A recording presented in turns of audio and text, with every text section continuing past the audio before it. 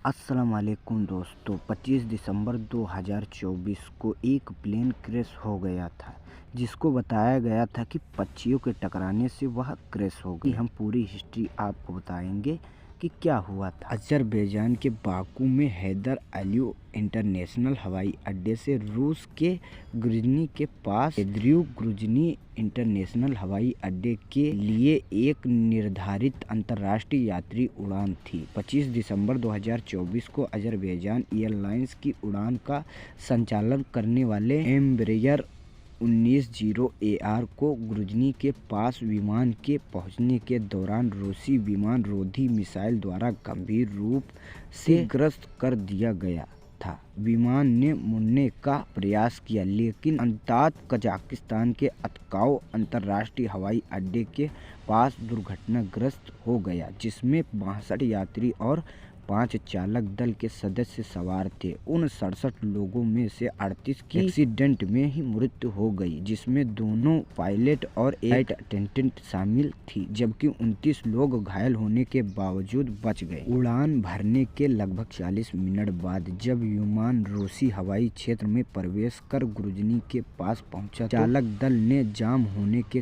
कारण GPS navigational and खोने की सूचना दी। हवाई अड्डे पर कोहरे की स्थिति की भी सूचना दी गई। उड़ान के 81 मिनट बाद जब विमान अपने गंतव्य के पास पहुंचा तो यात्रियों ने विमान में विस्फोटक और छर्रे लगने की सूचना दी।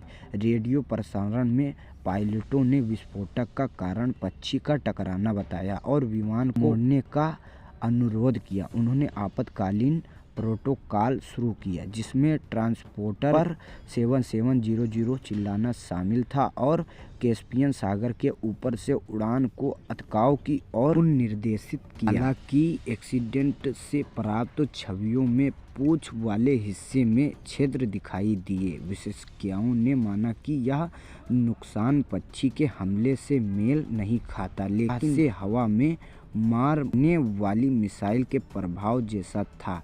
26 दिसंबर को यूरोन्यूज ने बताया कि अज़रबैजान सरकार के सूत्रों का हवाला देते हुए विमान को ग्रुजनी हवाई अड्डे पर यूक्रेनी ड्रोन हमले को रोकने के प्रयासों के दौरान एक रूसी मिसाइल द्वारा मध्य उड़ान में मारा गया था। विस्फोट से निकलने वाले छर्रे कई यात्री और केबिन क्रू को घायल कर गए।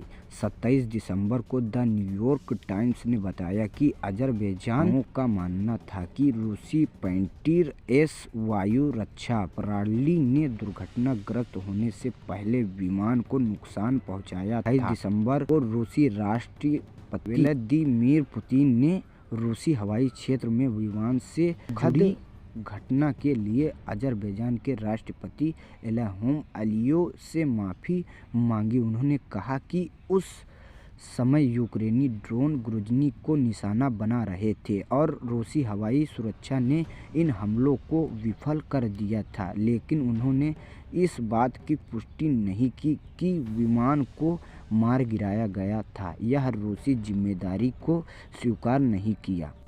29 दिसंबर को राष्ट्रपति अलीयव ने कहा कि रूस ने गलती से विमान को मार गिराया था। रूस पर दुर्घटना को छिपाने और दबाने का प्रयास करने का आरोप लगाया और अपराध की पूरी कारिता जिम्मेदारी लोगों को सजा और पीड़ितों और उनके परिवारों के लिए मुआवजा की मांग की।